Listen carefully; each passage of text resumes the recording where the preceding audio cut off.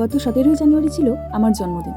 সেই জন্য সকাল সকাল উঠে ঠাকুরকে প্রণাম করে নিলাম এবং পাশাপাশি গুরুজনদেরও আশীর্বাদ নিলাম। জন্মদিনের প্রথম উইশটা আমি পাই দিদির কাছ থেকে, তারপর বেস্ট ফ্রেন্ড, তারপর একে একে সবার কাছ থেকে। সবার এত সুন্দর সুন্দর শুভেচ্ছা বার্তা পেয়ে যেন দিনটা আরো সুন্দর হয়ে ওঠে। যেহেতু আমি লেখালেখি করতে খুব পছন্দ করি, তাই আমার জীবনের প্রত্যেকটা স্পেশাল দিনের কিছু মুহূর্ত আমি এই ডায়েরিতে লিখে। তারপর মা এখানে সন্ধ্যেবেলা আমাকে তৈরি করে দিয়েছিল পায়েস। যদিও আমি মিষ্টি খুব একটা পছন্দ করি না, তবে জন্মদিনের পায়েসের ব্যাপারটাই আলাদা। তার কিছু সময় পর চলে এলো দিদি এবং জাদু, আর আমরা তিনজনে মিলে শুরু করে দিলাম খাওয়া দাওয়ার আয়োজন। সাথে ছিল মাও আমাদের সাহায্য করছে। বিশ্বাস করো, তখন অব্দিও আমি জানতাম না যে আমার জন্য এত সুন্দর সারপ্রাইজ অ্যারেঞ্জ করেছে। সবাই মিলে আমাকে সারপ্রাইজ দিলেও পুরোটা ক্রেডিট চাই আমার দিদির উপর। তার পাশাপাশি দিদি আমাকে দিয়েছিল এত সুন্দর সুন্দর গিফটস, আর এত খুশি একসাথে পেয়ে আমি তো বাপু আল্লাহ দে আটখানা। তাই আর নিজের খুশিটাকে ধরে রাখতে না পেরে দিদিকে গিয়ে জাপটে ধরে। আর এদিকে খাবারগুলোও ঠান্ডা হয়ে যাচ্ছিল, তাই এগুলোকে আর অপেক্ষা না করিয়ে ঝটপট মুখে ঠুসে নিলাম। সাবস্ক্রাইব করে দিও আরো ভিডিও দেখার জন্য।